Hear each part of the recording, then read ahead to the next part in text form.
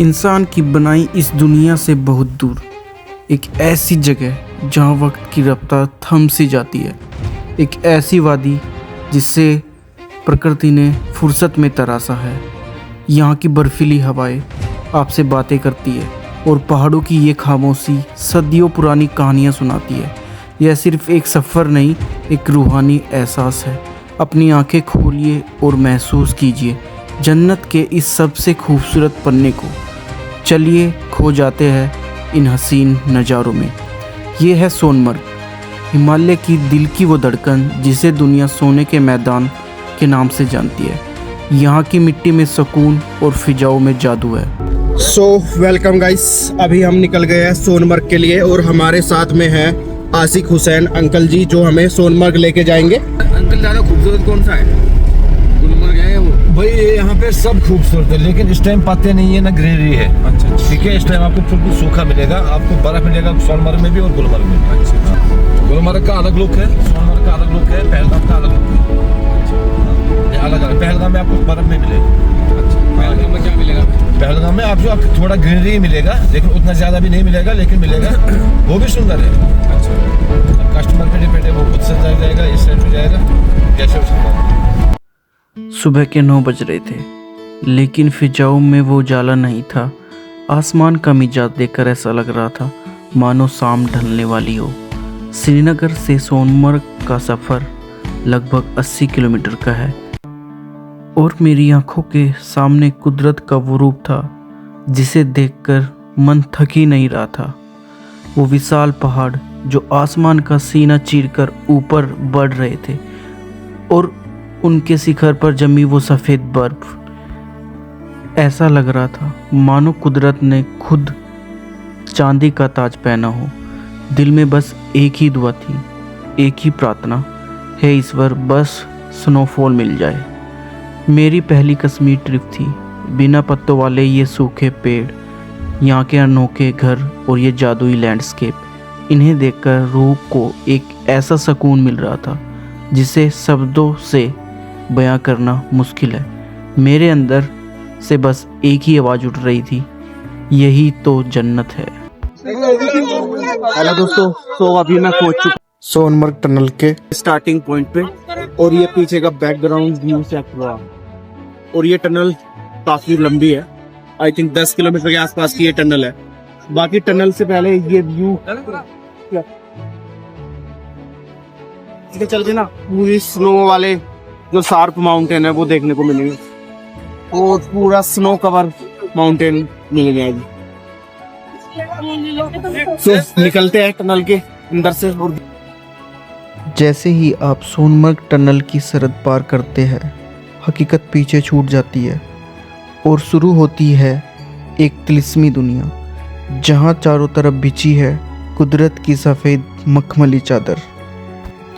ये है सोनमर्ग गांव, जो बचा है 9000 फीट की इस बेमिसाल ऊंचाई पर।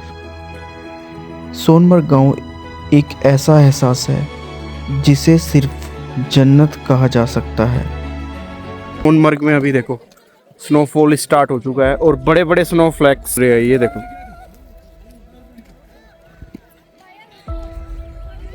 लाइफ का फर्स्ट स्नोफॉल जो मैं अपनी इन आंखों से देख रहा हूँ। Wow, so beautiful.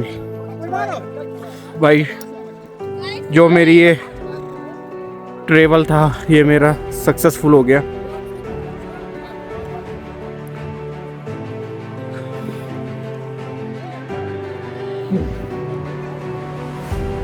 पता है लोग इसे सिर्फ एक ट्रिप कहेंगे, लेकिन मेरे लिए ये उससे कहीं बढ़कर है।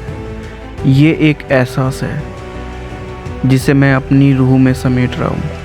एक ऐसा सफ़र जो अब मेरी पहचान का हिस्सा बन चुका है। मैं जानता हूँ कि जब तक मेरे शरीर में जान रहेगी, ये बर्फीली चोटियाँ और ये सुनहरी यादें मेरी आँखों के सामने ताज़ा रहेगी।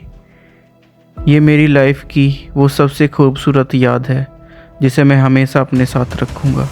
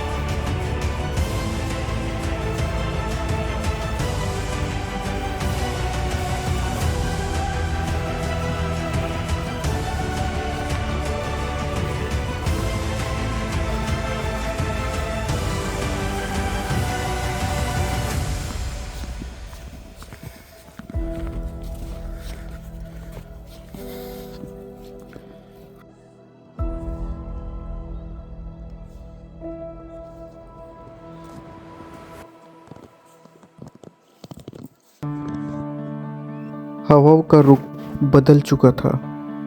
धीरे धीरे गिरती वो बर्फ अब एक सफ़ेद चादर में तब्दील हो रही थी। सामने का मंजर धुंधला सा होने लगा था, मानो कुदरत ने पूरी दुनिया पर एक सफ़ेद पर्दा डाल दिया हो। वो सूखे बेजुबान पेड़ अब किसी कलाकार की पेंटिंग जैसे लग रहे थे। चांदी जैसी बर्फ ने उन्हें कुछ ऐसा निखारा कि मेरे हाथ खुद ब खुद कैमरे की तरफ बढ़ गए। इन नज़ारों को बिना कैद किए आगे बढ़ना मुमकिन ही नहीं था। फिर एक ऐसा पल आया जहां नजरें धोखा खाने लगी। न नीचे ज़मीन का पता था, न ऊपर आसमान का ठिकाना। भारी बर्फबारी ने इन दोनों को एक ऐसी रूहानी मुलाकात में बांध दिया था कि जन्नत और ज़मीन आज एक हो गए थे। सब कुछ खो सा गया था उस सफ़ेदी में। सिर्फ मैं था और कुदरत की वो बेपनाह खूबसूरती।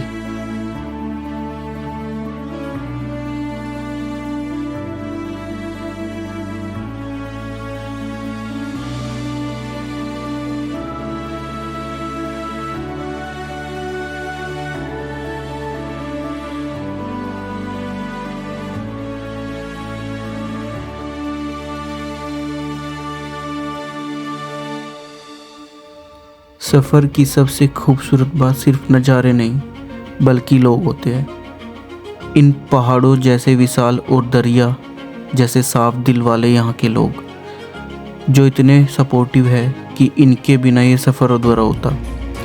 अब वक्त आ गया है इन्हें और इन यादों को अलविदा कहने का। सच कहूँ तो मन भारी है, कदम पीछे खींचना मुश्किल हो रहा है।